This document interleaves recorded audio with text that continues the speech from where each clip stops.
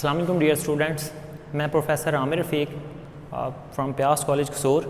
तो आज मैंने आप लोगों से इंटर पार्ट 2 बायोलॉजी की पेयरिंग स्कीम जो है वो डिस्कस करनी है बच्चों, क्योंकि आप सब लोग जानते हैं कि कोरोना की वजह से, कोविड-19 की वजह से जो सर्कमस्टांसिस थे वो कुछ ऐसे रहे हैं कि कभी प्रमोट होने की खबरें आती थी तो कभी स्टूडेंट्स को कहा जाता था कि आप अपने एग्ज़ाम्स की प्रिपरेशन करें।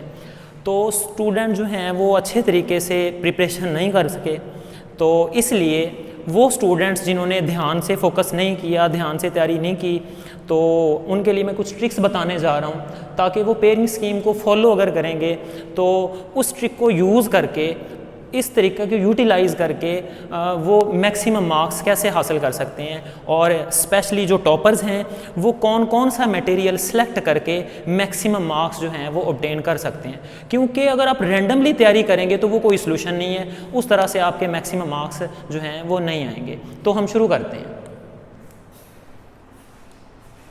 अच्छा बच्चों, जो आपका पहला क्वेश्चन होगा, जो क्वेश्चन नंबर 1 होगा, वो होंगे ऑब्जेक्टिव्स, और जो टोटल ऑब्जेक्टिव्स होंगे वो होंगे 17। तो ये कुछ चैप्टर्स मैं आपको बता रहा हूँ। Chapter number 17, chapter number 19, chapter number 20, chapter number 22, 23, 24, 25, 26 and 27। In chapters के अंदर से आपको हर चैप्टर में से एक ऑब्जेक्टिव मिलेगा। अब थोड़ा मैं आपको ये भी गाइड कर दूं कि इन चैप्टर में इसमें आपने कहाँ से प्रिपरेशन करनी है।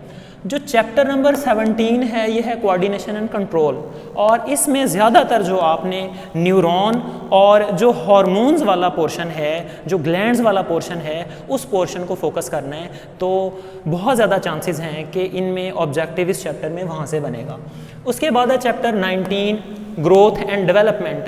तो इस चैप्टर में आपने जो चिक डेवलपमेंट है और इस चैप्टर का जो लास्ट पोर्शन है उसके ऊपर आपने फोकस करना है, ठीक है।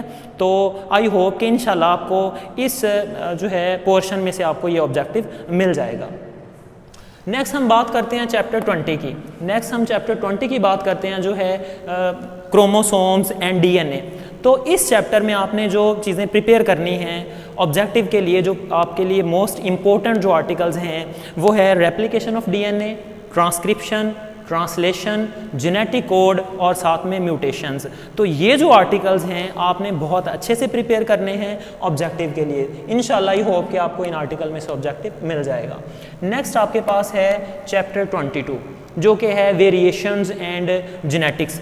इसमें कुछ आर्टिकल हैं। चैप्टर का इनिशियल पोर्शन जो है वो काफ़ी इंपॉर्टेंट है ऑब्जेक्टिव्स के लिए, और इसके अलावा जो चैप्टर के एंड पर है diabetes mellitus and it's genetic basis, ये आर्टिकल हो गया। उसके अलावा Mendel's law of segregation, law of independent assortment, उसके बाद RH ब्लड ग्रुप सिस्टम और इसकी जेनेटिक बेसिस, ठीक है। तो ये कुछ आर्टिकल्स हैं। इन आर्टिकल्स की आपने मैक्सिमम रीडिंग करनी है। जाहिर है आपने लॉन्ग के लिए प्रिपेयर करने हैं, तो ऑब्जेक्टिव के लिए भी आपके लिए ये बहुत इंपॉर्टेंट हैं। अगर आप इन्हें अच्छे से तैयार करेंगे तो इंशाल्लाह ही होप कि आपको यहाँ से ऑब्जेक्टिव मिल जाएगा। नेक्स्ट आपके पास है चैप्टर 23। जो चैप्टर 23 है वो है बायोटेक्नोलॉजी।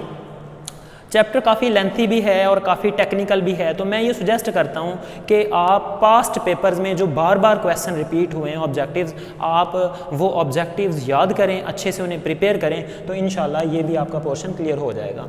उसके बाद जो है चैप्टर 24। चैप्टर 24 है एवोल्यूशन।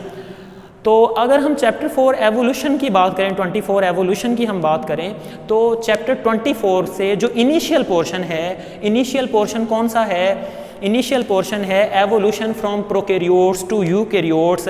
ये जो पोर्शन है इसमें आपको ऑब्जेक्टिव मिलेंगे और आपने इसे बहुत अच्छे से प्रिपेयर करना है, क्योंकि ये लॉन्ग क्वेश्चन के लिए भी इंपॉर्टेंट है। जब लॉन्ग क्वेश्चन के लिए आपने प्रिपेयर करना है तो जाहिर है आपके ऑब्जेक्टिव्स भी इधर से क्लियर हो जाएंगे, ठीक है। तो उसके बाद जो आपने नेक्स्ट पोर्शन है मोस्ट इंपॉर्टेंट इस चैप्टर में, वो है एविडेंसेस ऑफ एवोल्यूशन।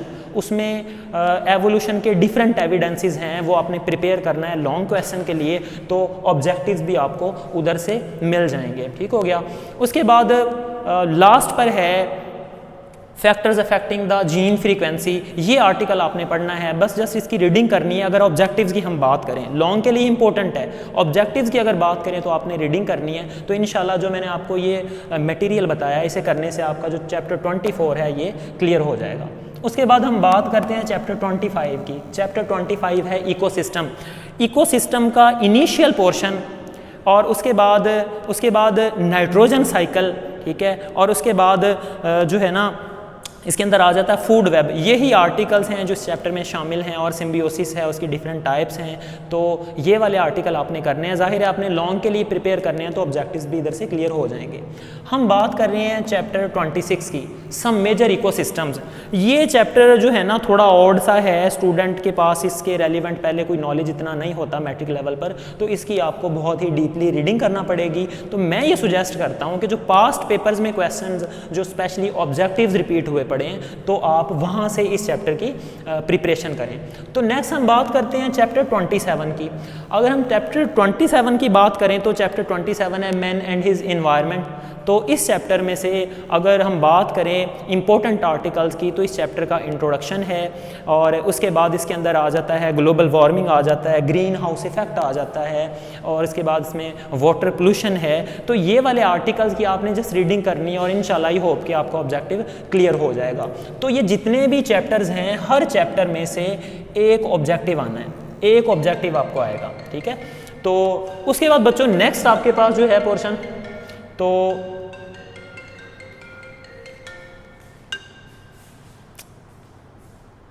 सही है अफजल साहब, मैंने वो कर दिया फ्लाइट में।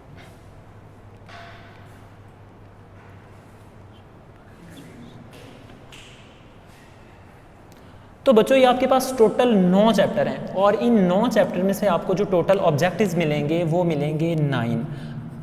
जैसे मैंने आपको तरीका बताया, अगर इस तरह से आप प्रिपरेशन करेंगे तो इंशाल्लाह आपके ऑब्जेक्टिव्स के साथ साथ शॉर्ट क्वेश्चन भी क्लियर होंगे। उसके बाद हम नेक्स्ट बात करते हैं, हमारे पास ये यहाँ पे 4 चैप्टर्स हैं। Chapter 15 homeostasis, chapter 16 support and movement, chapter 18 reproduction and chapter 21 cell cycle. तो चैप्टर 15 की बात करें तो इसका जो सेकंड हाफ है वो मोस्ट इंपॉर्टेंट ऑब्जेक्टिव के लिए। पूरे चैप्टर के आपने ऑब्जेक्टिव करने हैं, मगर जो सेकंड हाफ है वो मोस्ट इंपॉर्टेंट है, वो टेक्निकल है। तो स्पेशली एक्सक्रीशन है, उसके अंदर लीवर आ गया है, नेफ्रॉन है, उसके बाद है थर्मो रेगुलेशन इन मैमल्स। तो बच्चों ये आर्टिकल्स आपने इनमें बहुत डीपली स्टडी करनी है, क्योंकि इनमें से टेक्निकल ऑब्जेक्टिव्स बनेंगे, ठीक है। तो आपने ये चैप्टर 15 में से ये वाले आर्टिकल करने हैं। अगर चैप्टर 16 की बात करें तो चैप्टर 16 के अंदर से चैप्टर 16 टेक्निकल है, और इसमें इसकी जो ऑब्जेक्टिव्स हैं उनकी प्रिपरेशन करने में आपको थोड़ा टाइम लगेगा। तो ये होल कंप्लीट चैप्टर आपने अच्छे तरीके से जो है ना वो प्रिपेयर करना है। हम बात करते हैं नेक्स्ट चैप्टर 18 की। जो चैप्टर 18 है वो है रिप्रोडक्शन। तो रिप्रोडक्शन का चैप्टर का जो इनिशियल पोर्शन है उसमें आ जाते हैं, उसके अंदर जो है ना वो डिफरेंट टाइप्स हैं रिप्रोडक्शन की, स्पेशली एसेक्सुअल रिप्रोडक्शन की। तो बच्चों वो टाइप्स आपने बहुत अच्छे से प्रिपेयर करनी है। उसका फ़ायदा ये होगा कि आपके ऑब्जेक्टिव्स भी क्लियर होंगे, और उसके बाद आपके जो शॉर्ट क्वेश्चंस हैं वो भी क्लियर होंगे। अगर हम चैप्टर के सेकेंड हाफ की बात करें तो सेकेंड हाफ में हमारे पास जो है ना वो मेल और फीमेल का रिप्रोडक्टिव सिस्टम है और बर्थ का प्रोसेस है। तो बच्चों ये जो आर्टिकल्स हैं इनकी आपने बहुत ही डीपली रीडिंग करनी है, बहुत ही डीपली इन्हें प्रिपेयर करना है, क्योंकि आप ये लॉन्ग के लिए प्रिपेयर करेंगे, लॉन्ग क्वेश्चंस के लिए, तो जाहिर है आपके ऑब्जेक्टिव भी साथ में क्लियर हो जाएंगे। तो उसके बाद रह गया आपका चैप्टर 21। जो 21 चैप्टर है वो है सेल साइकिल। तो सेल साइकिल में जाहिर इसमें 2-3 चीज़ें हैं, माइटोसिस, मियोसिस, और उसके बाद जो है ना वो कुछ एरर्स हैं, कुछ डिजीज़ हैं, सिंड्रोम्स हैं, ठीक है। तो ये आपने इसकी अच्छे तरीके से जो है ना प्रिपरेशन करनी है, और मैं सुजेस्ट करूँगा कि आप पास्ट पेपर से इसकी प्रिपरेशन करें तो इंशाल्लाह आपके ऑब्जेक्टिव्स जो हैं वो क्लियर हो जाएंगे। तो ये जो हमारे पास 4 चैप्टर्स हैं, इन 4 चैप्टर में से हर चैप्टर में से 2 ऑब्जेक्टिव आएंगे, 2 ऑब्जेक्टिव आएंगे, ठीक है। तो वो कितने हो गए? वो हो गए 8 मार्क्स के। 8 + 9 टोटल जो हमारे पास मार्क्स बने ऑब्जेक्टिव के वो बन गए हमारे पास 17।